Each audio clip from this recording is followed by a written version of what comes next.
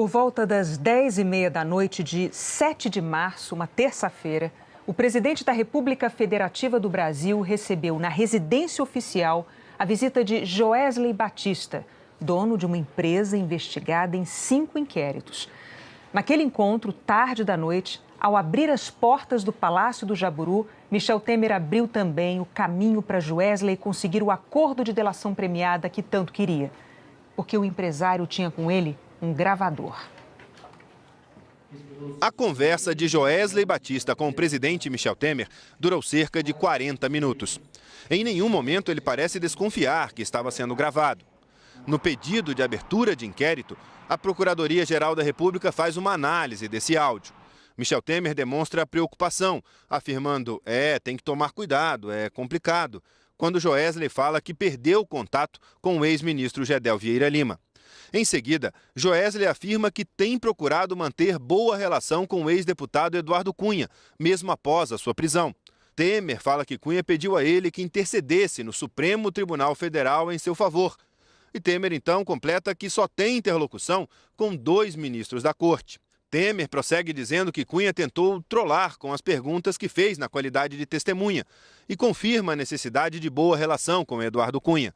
Tem que fazer isso, viu? Joesley fala então que a propina está sendo paga todo mês. O áudio tem qualidade baixa. Primeiro dizer assim, estamos juntos aí, se o senhor precisar de mim, viu? Me fala. Eu te ouvi um pouco, presidente. Como é que o senhor está nessa situação toda aí, Eduardo? Não sei o que, O Eduardo resolveu me fustigar, né? Você viu que... Eu não sei, como é que está essa relação? Na hora da defesa, o Moro indeferiu 21 perguntas dele e não tem nada a ver com a defesa dele. Era para me trutar. Eu não fiz nada por aqui no Supremo Tribunal Federal. Posso falar? 1, 2, totalidade. E tá aí, rapaz. Eu queria falar assim, muito aqui dentro do possível, eu fiz o máximo que deu ali, zerei tudo, o que tinha de alguma pendência daqui para ali, zerou, liquidou tudo, e ele foi firme em cima, ele já estava lá, veio, cobrou, pronto, acelerei o passo e tirei da frente. O outro menino, o companheiro dele que está aqui, né, aí que o Gedel sempre estava. Não.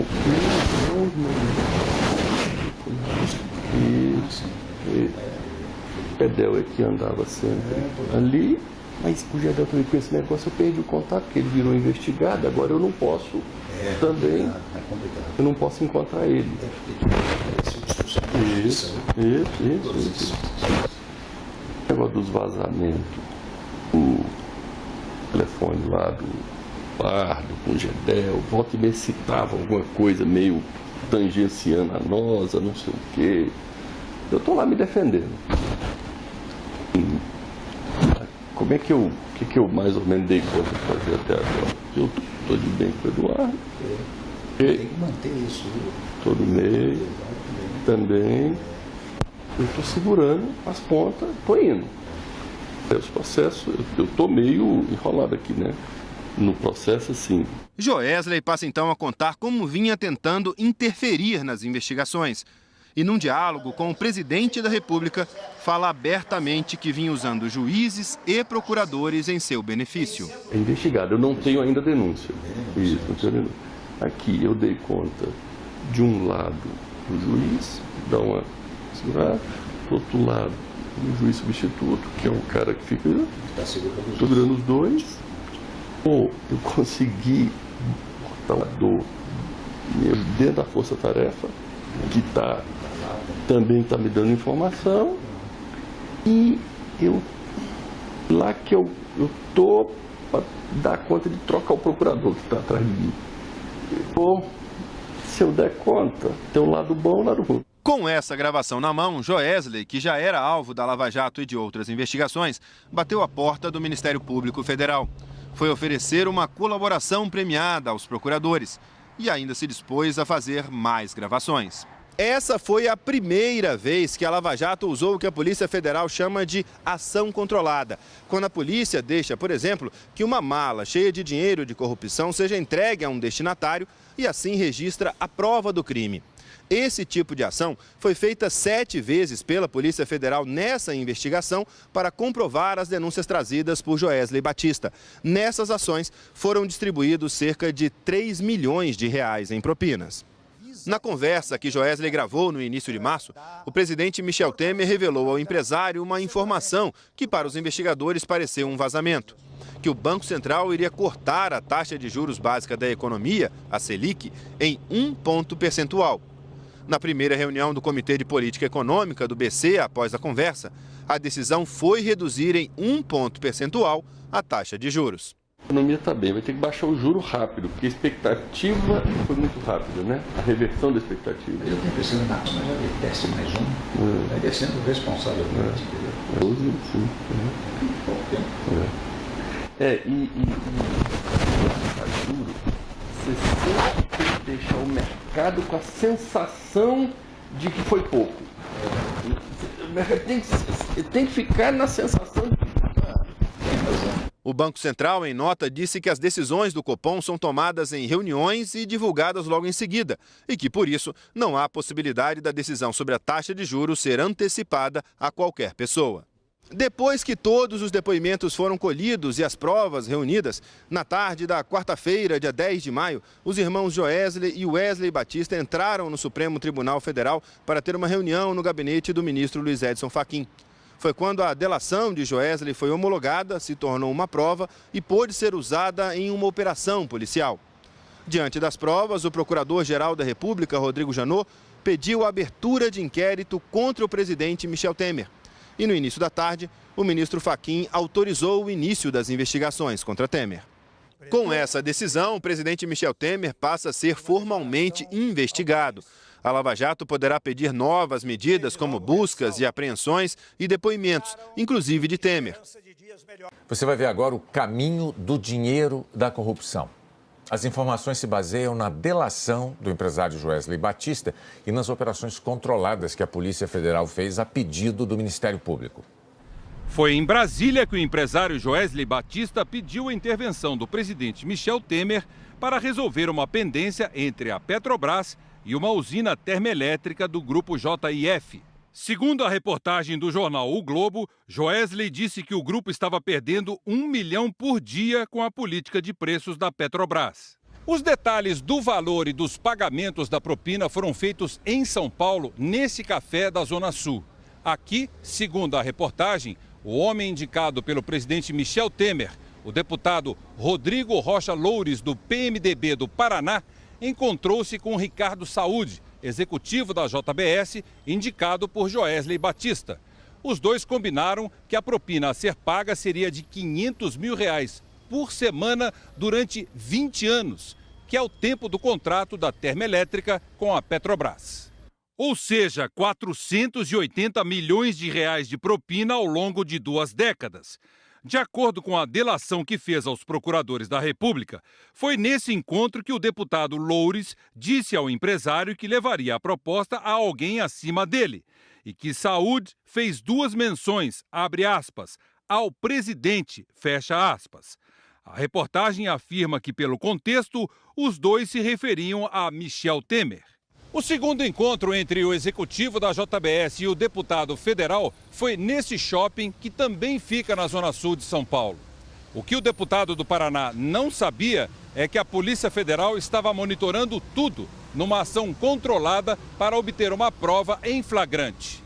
Você vai ver agora fotos publicadas pelo site do jornal O Globo que mostram o esquema usado pelo deputado para despistar o recebimento da propina. No shopping, os dois foram a um café e a um restaurante. Meia hora depois, eles se encontraram no estacionamento do shopping. Os R$500 mil do primeiro pagamento da propina combinada estavam numa mala no carro de Ricardo Saúde. De acordo com a reportagem, o deputado Loures não pega o dinheiro no estacionamento e pede para que eles sigam para outro restaurante. As andanças do deputado e do executivo da JBS terminaram aqui nessa pizzaria na região dos Jardins. O restaurante fica perto da casa dos pais do deputado, onde ele estava hospedado. E foi aqui que ele finalmente botou as mãos nos R$500 mil. Veja nas fotos. O deputado Rodrigo Rocha Loures entra na pizzaria sem nenhuma mala. Quando sai, ele aparece segurando uma mala. Os números de série das notas do dinheiro da propina tinham sido informados aos procuradores da República e a mala estava com um chip para a Polícia Federal rastrear o caminho do dinheiro. Ainda não foi divulgado onde os R$500 mil foram parar. O mesmo tipo de ação foi usado pela Polícia Federal para monitorar as negociações de propina envolvendo o senador Aécio Neves, do PSDB de Minas Gerais. No dia 24 de março deste ano, o senador encontrou-se com o empresário Joesley Batista neste hotel de luxo aqui em São Paulo para combinar como seria a entrega dos R$2 milhões pedidos por Aécio. Segundo a reportagem de O Globo, Aécio indicou o primo Frederico Pacheco de Medeiros para receber o dinheiro do executivo da JBS, Ricardo Saúde. Foram 4 entregas de R$500 mil cada uma. No site do jornal O Globo, o jornalista Lauro Jardim publicou as imagens da entrega da primeira remessa ao primo de Aécio na sede da empresa JBS em São Paulo. Nesse encontro, no dia 12 de abril, Ricardo Saúde entregou para Frederico uma mala com R$500 mil. Nessa imagem, o primo de Aécio conta o dinheiro, coloca um maço na bolsa e deixa o restante na mala. O segundo encontro, no dia 19 de abril, também foi registrado pela Polícia Federal, quando o primo de Aécio recebeu mais R$500 mil. Nesse mesmo dia, Frederico repassou a mochila com o dinheiro ali mesmo, no estacionamento da JBS, para Menderson Souza Lima, secretário parlamentar do senador Zezé Perrella, do PMDB de Minas. Ainda de acordo com o jornal O Globo, o assessor fez 3 viagens de carro para levar o dinheiro para Belo Horizonte, sempre seguido pela Polícia Federal. A PF também monitorou e gravou imagens de pelo menos uma entrega de R$400 mil para Roberta Funaro, irmã do doleiro Lúcio Funaro, que é ligado ao ex-presidente da Câmara dos Deputados, Eduardo Cunha. Joesley Batista disse na delação que o dinheiro era para comprar o silêncio de Funaro e de Cunha. Roberta foi presa hoje em São Paulo pela Polícia Federal. A defesa de Lúcio Funaro e da irmã dele, Roberta, disse que aguarda mais informações sobre os acontecimentos para se manifestar. Um dos principais pontos da delação de Joesley Batista se refere à mesada dada pelo dono da JBS a Eduardo Cunha. O ex-deputado foi condenado na Lava Jato e está preso em Curitiba. Cunha teve a prisão decretada na operação de hoje e recebeu o mandado dentro de uma penitenciária na região de Curitiba, onde está preso desde outubro do ano passado. Dessa vez, ele é suspeito de receber propina para não fazer revelações que comprometessem o governo. Foi o juiz Sérgio Moro quem concedeu o primeiro mandado que levou Eduardo Cunha para a prisão preventiva. E 5 meses depois, ao condenar o ex-deputado do PMDB a uma pena de 15 anos por corrupção, lavagem de dinheiro e evasão de divisas, Sérgio Moro defendeu a necessidade de manter Eduardo Cunha preso preventivamente. Moro ressaltou que, mesmo na prisão, Cunha não abandonou o modus operandi de extorquir dinheiro, ameaçar e intimidar pessoas. E apontou como um dos alvos de intimidação o presidente Michel Temer. Moro afirmou que, para tanto, Cunha utilizou o próprio processo judicial e se referiu à parte das perguntas que a defesa do ex-deputado dirigiu por escrito a Michel Temer, testemunha de defesa no processo. O juiz afirmou que Cunha buscou provocar alguma espécie de intervenção indevida da parte do presidente e em seu próprio favor. No último sábado, num evento em Londres, Moro voltou a defender o uso da prisão preventiva como meio de interromper a prática de crimes em série. E não defendo nada diferente da aplicação ortodoxa da lei processual penal. E essa lei diz o seguinte: a prisão preventiva é excepcional. Não obstante, a nossa lei processual penal também permite que o juiz, eventualmente, adote esse regime drástico da prisão preventiva com objetivos previstos em lei. Então, por exemplo, proteger a investigação criminal. Veja, nós temos um ex-presidente da Câmara condenado e preso. Um ex-presidente da Câmara. O grau de contaminação das instituições realmente foi profundo. Também é prevista na legislação processual penal que o juiz possa decretar a prisão preventiva para interromper um ciclo delitivo, para interromper uma prática serial desses crimes. O advogado de Eduardo Cunha, Marlos Arnes, anunciou que vai deixar a defesa do ex-deputado. Pessoas próximas ao caso afirmaram que o advogado teria ficado surpreso com as citações de que Cunha recebeu dinheiro já preso em Curitiba. O advogado Ticiano Figueiredo, que defende Eduardo Cunha, negou que o cliente tenha recebido qualquer vantagem para ficar calado sobre supostas... No pronunciamento hoje à tarde, o presidente Michel Temer foi enfático ao afirmar que não renunciará. Mas no Congresso, a possibilidade de Temer deixar o cargo é discutida. O repórter Marcos Lozecan mostra agora como seria o processo de sucessão caso, de algum modo, a presidência da República fique vaga. Está no artigo 81 da Constituição Federal. Vagando os cargos de presidente e vice-presidente da República, haverá nova eleição 90 dias depois de aberta a última vaga.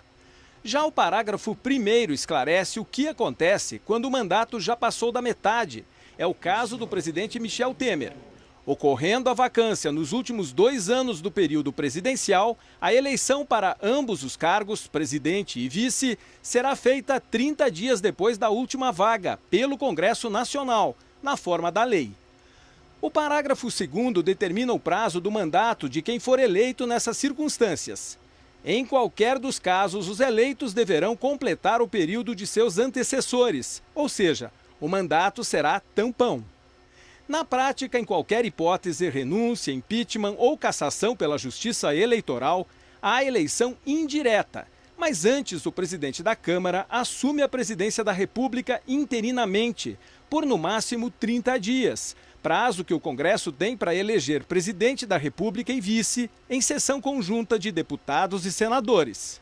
O cargo resultará vago e sobrevém em até 30 dias, eleição indireta, né, pelo Congresso Nacional, naturalmente. E é o que diz a Constituição, no parágrafo 1º do artigo 81, porque, no caso, a vacância se dará no 2º biênio do período presidencial, do mandato presidencial. O texto da Constituição de 1988 prevê que uma lei definiria as regras, mas até hoje tudo que existe regulamentando o tema é uma lei de 1964, de antes da atual Constituição. E por isso, há dúvida se ela seria aplicada. O texto dessa lei afirma que são 2 votações secretas, de acordo com o artigo 4º, primeiro para presidente, segundo para vice-presidente. O parágrafo 5º do artigo 5º da lei diz que será considerado eleito o candidato que alcançar o voto da maioria absoluta dos membros do Congresso Nacional. No caso, 298 votos, o que corresponde à metade dos congressistas mais 1. O parágrafo 10 prevê que a posse será no mesmo dia da eleição. Antes de encerrados os trabalhos, o presidente da mesa convocará o Congresso Nacional a fim de receber o compromisso do presidente e do vice-presidente da República. Essa lei não diz quem vai ser candidato, mas a Constituição estipula os seguintes critérios para se candidatar a presidente: que sejam brasileiros natos, que tenham direitos políticos vigentes, título de eleitor, filiação partidária, idade mínima de 35 anos e que não se enquadrem nas restrições da lei da ficha limpa, ou seja, que não tenham sido condenados por órgão colegiado, a partir da 2ª instância. O presidente da República não pode ser processado por crimes cometidos fora do mandato. Mas como nesse caso Michel Temer teria tentado obstruir uma investigação durante o mandato dele, o ministro Luiz Edson Fachin, relator da Lava Jato aqui no Supremo, autorizou a abertura de um inquérito a pedido do Procurador-Geral da República. O embaraço à investigação de organização criminosa é um crime comum, que prevê pena de 3 a 8 anos de prisão e multa. Com a abertura desse inquérito, nada impede que o presidente continue no cargo. Não há prazo para a conclusão das investigações. Se ao final o Procurador-Geral da República decidir denunciar o presidente ao Supremo, o caso será submetido à Câmara dos Deputados. O artigo 86 da Constituição diz que a ação só pode ser aberta se for aprovada por 2/3 da Câmara dos Deputados e que o presidente será submetido a julgamento perante o Supremo Tribunal Federal, nas infrações penais comuns. Nesse caso, de acordo com a lei, o afastamento do presidente é de 180 dias. O artigo 2º diz que, se decorrido esse prazo, o julgamento não estiver concluído, cessará o afastamento do presidente, sem prejuízo do regular prosseguimento do processo. O processo é de um crime comum, isto é, como se fosse num juízo de primeira instância, só que no Supremo Tribunal Federal, regulado pelo Código de Processo Penal e com todas as garantias constitucionais que se dá a qualquer acusado. E o julgamento é no Supremo Tribunal Federal e a decisão é por maioria de votos. Ao final da ação penal, se condenado, o presidente perde o mandato e começa a cumprir a pena. O ministro Marco Aurélio Mello falou antes da sessão de hoje no plenário do Supremo. Ele disse que é preciso aguardar os desdobramentos da crise política antes de o STF se posicionar. Ele disse que a Suprema Corte acompanha tudo com preocupação. Vamos aguardar para ver quais serão os próximos passos, que sejam passos seguros e que atendam, acima de tudo, os anseios da sociedade. Tempos estranhos, muito estranhos, geradores de grande perplexidade nacional. E o Brasil, como nós estamos vendo, continua sangrando. O decano Celso de Mello não gravou entrevista hoje, mas em declaração por escrito afirmou que a saída para a crise política está na Constituição. Os cidadãos deste país, as instituições nacionais e os membros integrantes dos poderes do Estado devem prestar obediência irrestrita à Constituição e às leis da República, como condição de preservação de nossas liberdades fundamentais e de proteção aos nossos direitos. A hipótese de uma cassação pela Justiça Eleitoral depende do resultado do julgamento da chapa Dilma Temer no TSE, que está assim. No dia 6 de junho, o Tribunal Superior Eleitoral inicia o julgamento das ações que pedem a cassação da chapa presidencial eleita em 2014, formada por Dilma Rousseff e Michel Temer. O caso pode deixar a ex-presidente Dilma inelegível, proibida de se candidatar e levar à cassação de Temer. Os 7 ministros julgarão 4 ações nas quais o PSDB aponta abuso de poder econômico e político nas eleições de 2014. O partido diz que houve caixa 2 e uso de dinheiro público desviado na campanha. O Ministério Público Eleitoral opinou pela cassação da chapa com inelegibilidade de Dilma por 8 anos e perda do mandato de Temer, mas isentando Temer de perder também os direitos políticos. 4 sessões estão previstas para o julgamento entre os dias 6 e 8 de junho. A JBS é investigada em 5 operações da Polícia Federal. Ao longo da última década, com financiamento generoso de dinheiro público durante os governos petistas de Lula e de Dilma Rousseff, a empresa se tornou a maior processadora de carne do planeta. A JBS nasceu pequena em 1953. Um açougue em Anápolis, Goiás, aberto por José Batista Sobrinho, pai dos controladores do conglomerado atual. Batista Sobrinho vendeu carne no canteiro de obras da construção de Brasília, abriu e comprou frigoríficos no interior de Goiás e, em 2004, a JBS já era uma grande empresa com sede em São Paulo. Mas foi sob o comando do filho Joesley que a JBS se agigantou. A empresa comprou frigoríficos na Argentina, Estados Unidos, Austrália e assumiu o controle de concorrentes no Brasil. O faturamento passou de 4,3 bilhões de reais em 2006 para 170 bilhões em 2016, 40 vezes mais em 10 anos. Hoje é uma empresa global com dezenas de marcas de produtos de carne bovina, suína, ovina e de frango. Emprega 270 mil pessoas aqui e no exterior. Além da JBS, os irmãos Batista controlam empresas de derivados de leite, calçados e vestuário, celulose, produtos de higiene e limpeza, um banco e companhias de energia. Ninguém monta um grupo empresarial desse porte sem muito trabalho. Mas os irmãos Batista tiveram uma ajuda privilegiada do governo. O grupo JBS, durante o governo Lula, foi escolhido para ser um dos campeões nacionais. Empresas que receberam apoio financeiro para tentar entrar no clube dos grandes conglomerados mundiais. O BNDES, banco estatal, financiou o crescimento da JBS com empréstimos e compra de ações. Com o dinheiro, a empresa expandiu os negócios no exterior. Os investimentos vultosos de um banco público numa empresa privada gerou críticas de analistas do mercado. Lá para 2011 a empresa não estava bem, estava com dificuldade de pagar suas dívidas e o BNDES concordou em transformar parte dessa dívida em mais participação acionária. Então o BNDES ficou um grande acionista da empresa, né, numa operação que essencialmente foi algum tipo de resgate, porque ela não estava realmente indo bem ou com condições de pagar as dívidas. Ela cresceu e se alavancou muito. A suspeita de fraude e irregularidades nas negociações levou a Polícia Federal a deflagrar na semana passada a Operação Bullish, que investiga contratos de 8 bilhões de reais de uma subsidiária do banco com a JBS. Outra operação da Polícia Federal, a Greenfield, apura um suposto uso irregular de dinheiro de fundos de pensão para a JBS. A empresa é investigada em outras 3 operações. A Sepsis, que apura a liberação de recursos do Fundo de Investimentos do FGTS mediante propina, a Operação Cui Buono, que investiga fraudes na liberação de créditos junto à Caixa Econômica Federal, e na Operação Carne Fraca, um funcionário da companhia é suspeito de pagar propina para a liberação de certificados sanitários. Hoje, a Polícia Federal cumpriu mandados de busca e apreensão para apurar a suspeita de pagamento de propina num processo do CAD, o Conselho Administrativo de Defesa Econômica, que estava decidindo uma disputa entre a Petrobras e o grupo JBS sobre o preço do gás natural. O aumento do faturamento do grupo foi acompanhado por uma aproximação do poder político, principalmente através de financiamento de campanhas eleitorais.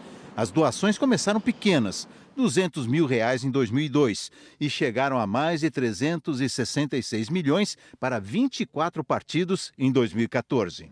Em meio às acusações, os irmãos Batista iniciaram um processo de divisão do grupo e parte importante do negócio ficará fora do Brasil. Eles criaram a subsidiária JBS Foods International, que deve reunir todos os negócios da JBS no exterior. A JBS declarou que todo o investimento do BNDES na empresa respeitou a legislação vigente. O BNDES afirmou que constituiu uma comissão interna para avaliar as operações com a JBS. 2 dos principais personagens da denúncia que provocou essa grave crise política ainda estão nos Estados Unidos. Joesley Batista, dono da JBS, e o deputado Rodrigo Rocha Loures, do PMDB do Paraná, que já está voltando ao Brasil. Joesley Batista é proprietário de um apartamento na famosa Quinta Avenida, em Nova York, há 2 anos. Na noite de ontem, os porteiros informaram que ele e a família deixaram o imóvel levando as malas. Nós chegamos a bater na porta do apartamento, mas não conseguimos conversar com ninguém. O irmão mais velho, José Batista Júnior, que não está envolvido na delação, saiu de carro, mas não falou com a imprensa. Hoje nós fomos a um segundo endereço a 1 quadra desse apartamento, um hotel residência de luxo onde Joesley estaria hospedado. Nós tentamos, mas não conseguimos contato. Mais cedo, um assessor da família disse que Joesley viajou para outro estado americano. A maior expansão da empresa dos irmãos Batista no exterior se deu nos Estados Unidos. A JBS se especializou em comprar e recuperar frigoríficos americanos em dificuldades. Ao todo, já são 65 unidades espalhadas pelo país. Graças a esse crescimento acelerado, os irmãos Wesley e Joesley pretendiam fazer uma operação de abertura de capital da JBS aqui na Bolsa de Valores de Nova York, ainda no primeiro semestre. Eles teriam procurado uma firma de advocacia americana para negociar com o Departamento de Justiça um acordo de leniência que permitisse manter as operações da empresa no mercado americano. Outra peça-chave do escândalo que está em Nova York é o deputado federal Rodrigo Rocha Loures, do PMDB do Paraná. O ministro Edson Fachin, relator da Lava Jato no Supremo Tribunal Federal, negou hoje o pedido de prisão do deputado, mas determinou o afastamento dele das funções parlamentares. Ontem, Rodrigo Loures deu uma palestra para analistas políticos em Nova York. Hoje à noite, nossa equipe encontrou o deputado no aeroporto JFK, quando ele se preparava para voltar ao Brasil. O senhor só poderia falar alguma coisa sobre o presidente? Se esse dinheiro foi mesmo a mando do presidente Temer? Falarei no Brasil.